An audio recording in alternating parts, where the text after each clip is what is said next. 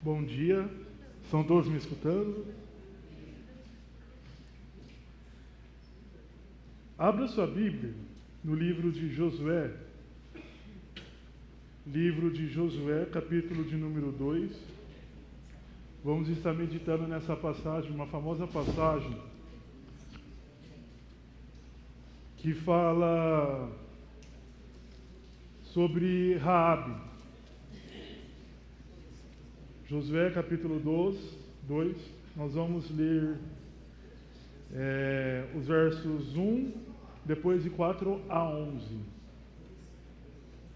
Josué capítulo de número 2, versos 1, depois de 4 a 11, amém? Então Josué, filho de Num, enviou secretamente de Sitim 2 espiões e lhes disse: vão examinar a terra, especialmente Jericó. Eles foram e entraram na casa de uma prostituta chamada Raabe, e ali passaram a noite. Verso 4. Mas a mulher que tinha escondido os 2 homens respondeu: é verdade que os homens vieram a mim, mas eu não sabia de onde tinham vindo. Ao anoitecer, na hora de fechar a porta da cidade, eles partiram. Não sei por onde foram. Corram atrás deles, talvez os alcancem.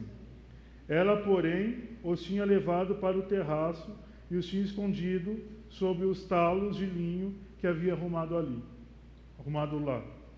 Os perseguidores partiram atrás deles pelo caminho que vai para o lugar de passagem do Jordão. E logo que saíram, a porta foi trancada. Antes dos espiões se deitarem, Raabe subiu ao terraço. E lhes disse: sei que o Senhor lhes deu essa terra.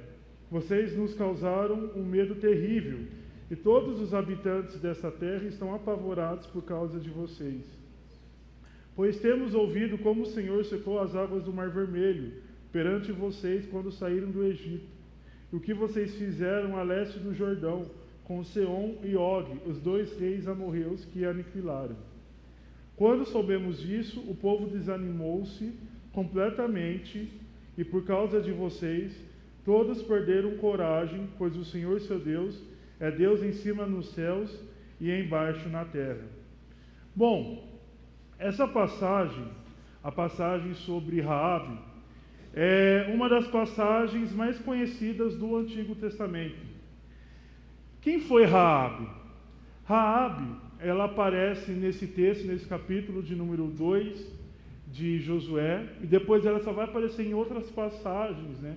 Ela vai ser citada no Novo Testamento, na genealogia de Jesus, vai ser citada em Hebreus, e vai ser citada em Tiago 2. E Raabe, conforme quando a gente lê o texto de Josué capítulo 2, nós vemos que ela era uma prostituta, e ela morava numa cidade chamada Jericó. E os espiões israelitas, o texto diz que eles se estabeleceram na casa dela, nesse episódio que nós lemos. Então, os espiões israelitas se estabeleceram ali. Talvez não esperassem o voto de fé que eles viram ali na vida de Raabe. Eles se estabeleceram ali e protagonizaram uma conversão inesperada para eles. Então, quais lições nós podemos aprender com essa mulher que era marginalizada? Porque ela era uma prostituta, e não somente uma prostituta, ela era uma cananeia, uma cananita. E ela, por conta disso, tinha de tudo para ser desprezada totalmente pela comunidade do povo de Israel. Então, quais lições nós temos para aprender com essa mulher? Será que Deus só salva pessoas que se acham boas? Né?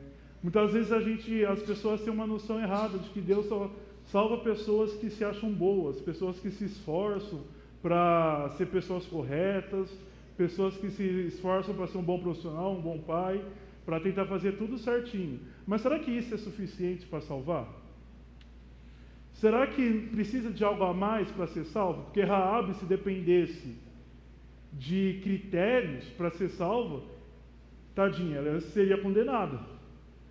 Então, quais lições que nós vamos aprender? Nós vamos ver então nesse sermão. E a primeira lição que eu trouxe aqui é que a graça de Deus é maior do que todos os pecados cometidos. Versículo 1. Verso 1 diz: Então Josué, filho de Num, enviou secretamente de Sitim 2 espiões e lhes disse: Vão examinar a terra, especialmente Jericó. Eles foram e entraram na casa de uma prostituta chamada Raabe, e ali passaram a noite. Então, esse versículo 1, ele é um indicativo de que Raabe, de fato, era uma prostituta. E ela vivia, então, se ela era uma prostituta, vendendo seu corpo para sustentar. Então, Raabe não era uma mulher moralmente decente. A gente vê o texto, então, que Raabe aqui era uma mulher que tinha de tudo para ser marginalizada da sociedade, não somente a sociedade cananita, mas depois a sociedade hebraica.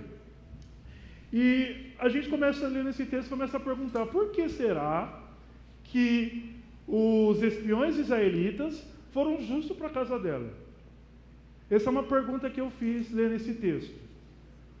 Estava lendo esse texto e comecei a perguntar: por quê? Pensando, militarmente pensando, eles tinham outras opções para entrar em Jericó. Tinha hospedarias, que eram como se fossem hotéis da época, que na época não existia hotel, mas tinha como se fossem hospedarias onde as pessoas passavam a noite. Tinham vários lugares que eles poderiam se estabelecer ali. Mas eles vão se estabelecer, o texto é claro, justo na casa de uma prostituta. Daí, eu li alguns comentaristas e eles levantaram algumas suposições de o porquê aqueles espiões se estabeleceram na casa de Raabe. Primeira suposição é que, como ficava a casa, o texto diz que ficava no muro, ali, se eles fossem descobertos, seria fácil deles fugirem. Então, como estava no muro, qualquer coisa, se a coisa apertar aqui, a gente, desce aqui pela cordinha e sai correndo. Era uma suposição aqui. A outra era que, como Jericó era um local, aquela casa de Raabe era um local muito frequentado em Jericó, ali seria fácil obter informações sobre Jericó. Então, Raabe, como ela era uma prostituta, e era uma atividade, infelizmente, na época, muito lucrativa, então, ali possivelmente, quem frequentava ali eram soldados, eram pessoas da alta sociedade de Jericó, então ficaria fácil obter informações sobre aquela cidade se estabelecendo ali. E tem o que é mais aceito pelos comentaristas, é que o próprio Deus teria trabalhado no coração daqueles espiões para eles se estabelecerem ali. Então eles, claro, pensaram na facilidade de se estabelecerem naquela região próxima do muro, pensaram na questão de ali ser fácil para obter informações, mas o próprio Deus, ele guiou os espiões israelitas para que eles fossem até a casa de Raabe, porque Deus conhecia o coração de Raabe. E esse texto nos ensina que os pecados, eles não são empecilhos para o agir para a graça de Deus. Há quem pense que, por causa de algum vício, Deus não vai operar mais em sua vida. Acha que porque pode ser viciado em bebida alcoólica, pode ser viciado em pornografia, pode ser viciado em droga, que isso é um empecilho para que a graça de Deus age em sua vida. Há aqueles que acham que não vou nem para a igreja, né? Falam assim, só vou para a igreja quando eu parar de beber. Vou para a igreja quando eu parar de usar droga. Vou para a igreja quando eu largar de ver coisas indecentes. Não. O texto é claro. Ele ensina que há solução para quem está na vida de pecado. A graça de Deus, ela não pode ser impedida pelo pecado cometido, né? A Bíblia diz, em Romanos 5:20, Paulo disse que onde abundou o pecado, superabundou a graça. Então, o pecado, ele não é empecilho. Então, se você muitas vezes acha que não vai para a igreja porque é um pecador, então ninguém deveria vir para a igreja, porque todos são pecadores. Se você acha que você não pode vir para a igreja porque tem algum vício, a gente vê aqui que Raabe tinha os vícios dela. Raabe era uma prostituta. Mas isso não impediu Raabe de ser objeto da graça de Deus. Isso não impediu, o fato de Raabe ser prostituta, não impediu também de Deus usar a própria Raabe para os seus propósitos. Muitas vezes a gente acha que a gente não é digno de ser usado por Deus para algum ministério na igreja, para servir na igreja. Raabe aqui, ela foi usada por Deus para ajudar os israelitas a conquistar Canaã. A cidade, começando pela cidade de Jericó. Então, a graça de Deus é maior do que os pecados cometidos.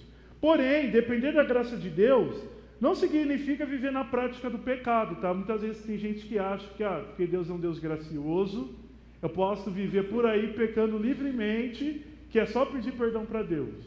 Claro, Deus perdoa os pecados. Mas a graça de Deus não dá legitimidade para viver de acordo com as nossas próprias concupiscências, com os nossos próprios maus desejos. A graça de Deus, ela leva à transformação de vida. Como o próprio Deus levou à transformação da vida de Raabe. Como a gente sabe que Raabe foi transformada pela graça de Deus?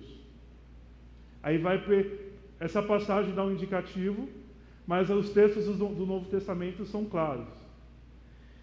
Raabe, ela vai ser citada depois em Mateus 1:5. Sabe na genealogia de quem? De Jesus. Raabe é citada na genealogia de Jesus. E Raabe, o fato dela ser citada na genealogia de Jesus, levanta então algumas lições. Por quê?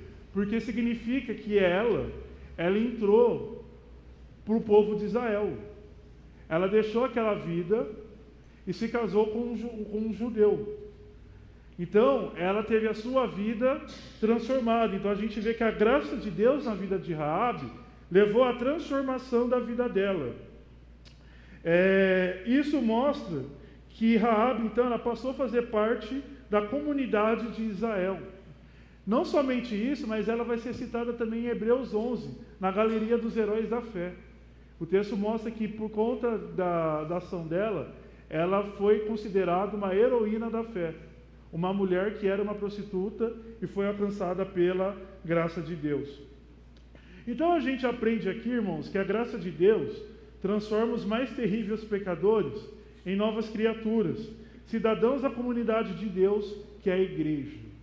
Então não importa os pecados que você cometeu, não importa os vícios que você tem, a graça de Deus é maior do que os seus pecados, é maior do que os seus vícios. Conforme nós lemos o texto, eu citei aqui Paulo em Romanos 5:20, onde abundou o pecado, superabundou a graça. Deus está disposto a estender as mãos dele para regenerar os pecadores, para transformar pecadores. Deus está aqui trabalhando nos corações para salvar aquelas pessoas que se acham mais indignas, amém? A segunda lição é que a fé vem por ouvir sobre os feitos de Deus. Versículos 8 a 11, diz assim: antes dos espiões se deitarem, Raabe subiu ao terraço e lhes disse: sei que o Senhor lhes deu essa terra. Vocês nos causaram um medo terrível, e todos os habitantes dessa terra estão apavorados por causa de vocês. Pois temos ouvido como o Senhor secou as águas do Mar Vermelho perante vocês quando saíram do Egito. E o que vocês fizeram a leste do Jordão, com Seom e Og, os dois reis amorreus que aniquilaram. Quando soubemos disso, o povo desanimou-se completamente, e por causa de vocês todos perderam coragem, pois o Senhor, o seu Deus, é Deus em cima nos céus e é Deus embaixo na terra. A questão, outra pergunta que eu fiz lendo esse texto é: como Raabe teve fé em Deus? Como Raabe, uma prostituta pagã, então que adorava vários deuses, que era no contexto em que ela vivia, Como que essa mulher, ela foi ter fé em Deus? Esse texto, ele nos explica. Os versos 8 a 11 mostram que ela e as pessoas que viviam ali na cidade dela, não somente a cidade dela, mas a região ali de Canaã, eles ouviram sobre os feitos de Deus. Então, quando Deus ele abriu o Mar Vermelho, obrigado, Lu. Jesus falou assim: aquele que der ao menos um gole de água para um dos meus pequeninos, receberá um galardão no céu. Imagine água gelada, irmãos. Aí é uma mansão no céu, a heresia já. Então, eles ouviram falar sobre como Deus abriu o Mar Vermelho para Israel passar. Eles viram sobre as conquistas, ouviram sobre as conquistas que os israelitas fizeram ali com os amorreus, que era um povo daquela região, um dos povos cananeus. E a gente vê aqui então que o fato deles ouvirem causou então, o texto diz, desânimo e pavor diante daquela comunidade de cananeus. E esse texto então ele ensina que a fé ela vem por ouvir sobre os feitos de Deus, né? E isso está conectado em Romanos 10, 17, né? O que Paulo escreveu? Que a fé vem por ouvir, e ouvir a palavra de Deus. A verdadeira fé, como a fé de Raabe, ela acontece quando a palavra de Deus ela é exposta. Então, tem sido comum, em alguns contextos, dizerem que não estão acontecendo conversões, por exemplo. Não acontece conversão lá na minha igreja, não acontece conversão naquela comunidade. Mas a pergunta é: será que a palavra de Deus tem sido exposta nessas comunidades? Porque a gente vê aqui que o texto Raabe, quando ouviu sobre a palavra de Deus, sobre os feitos de Deus, o fato dela ouvir sobre os feitos de Deus levou ela à conversão, levou ela a agir. E Paulo também, ele diz que a fé vem por ouvir a palavra de Deus. Então, quando a palavra de Deus é pregada, há sim conversões. E as conversões acontecem quando a palavra é pregada, o Espírito Santo pega a palavra do ouvido e leva até o coração da pessoa. E aquela palavra começa a frutificar no coração da pessoa. Mas, infelizmente, em alguns contextos, né, trocaram a palavra por mentiras, o que gera muitas vezes falsas conversões. Não levam a fé bíblica, mas uma fé genérica, em que Deus não é honrado e visto como soberano. Então, em muitos contextos, o que acontece, irmãos? O que acontece é que as pessoas têm trocado a palavra de Deus por mentiras, igual aqueles exemplos que eu citei em outras pregações. Muitas vezes troca a palavra de Deus por pregar teorias humanas, pregar chamada, né, teologia coaching, teologia liberal, vários tipos de teologias que não tem nada a ver com a palavra de Deus. Isso não tem gerado conversão. Mas quando a palavra de Deus ela é pregada, ela gera conversão e ela leva a reconhecer Deus como Senhor e soberano. A palavra de Deus, quando ela é pregada, ela leva um verdadeiro conhecimento de Deus, leva a verdadeira transformação de vida. A fé de Raabe levou Raabe a reconhecer a Deus como Senhor. A gente vê no verso 11, porque o que ela disse? Ela disse: eu sei que o Senhor é Deus em cima no céu e embaixo na terra. Então, ela reconheceu Deus como supremo. Essa é a verdadeira fé. Raabe, então, é um exemplo de como que, quando a palavra de Deus é exposta verdadeiramente, ela leva a verdadeira fé. E a verdadeira fé leva a reconhecer a soberania de Deus. Leva a reconhecer a pessoa de Jesus Cristo, sua obra, seu ministério, seus milagres e sua graça na vida dos pecadores. Então, a palavra de Deus, ela leva a verdadeira conversão, amém? Terceira lição, irmãos, que a fé de Raabe levou ela à ação, a fé leva à ação, versos 4 a 7. Mas a mulher que tinha escondido os 2 homens respondeu: é verdade que os homens vieram a mim, mas eu não sabia de onde tinham vindo. Ao anoitecer, na hora de fechar a porta da cidade, eles partiram. Não sei por onde foram. Corram atrás deles, talvez os alcancem. Ela, porém, os tinha levado para o terraço e os tinha escondido sob os talos de linho que havia arrumado ali. Os perseguidores partiram atrás deles pelo caminho Os perseguidores partiram atrás deles pelo caminho que vai para o lugar de passagem do Jordão, e logo que saíram, a porta foi trancada.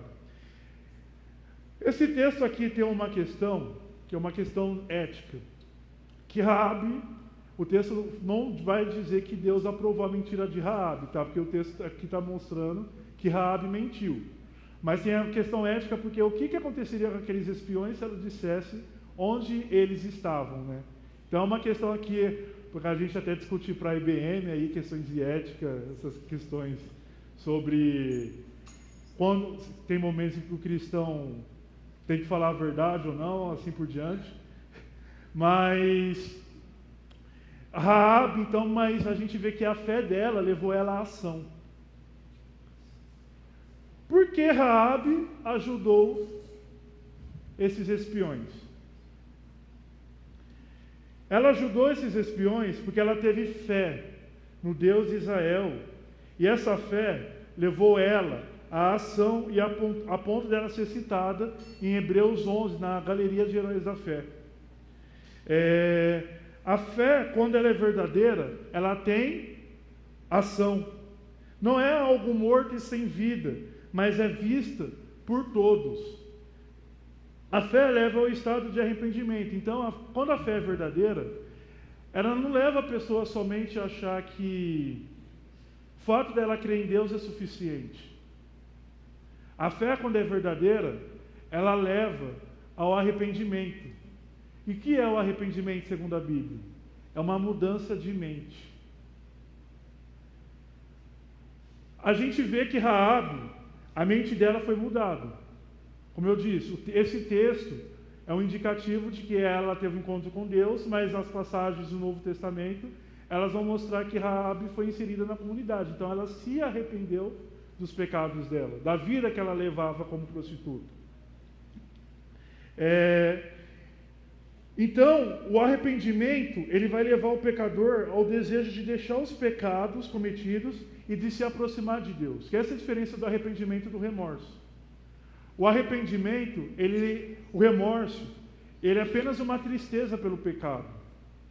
Então a pessoa sente uma tristeza pelo pecado e fica ali, triste porque pecou, porque errou. Mas o arrependimento é uma tristeza, e essa tristeza se junta ao desejo de deixar aquele pecado e de buscar a graça de Deus, a salvação em Jesus Cristo. Então a fé verdadeira, ela não leva a pessoa somente a crer em Deus, mas ela leva também a mudança de vida. A fé verdadeira leva ao desejo de, coloquei aqui, de se batizar e congregar na igreja.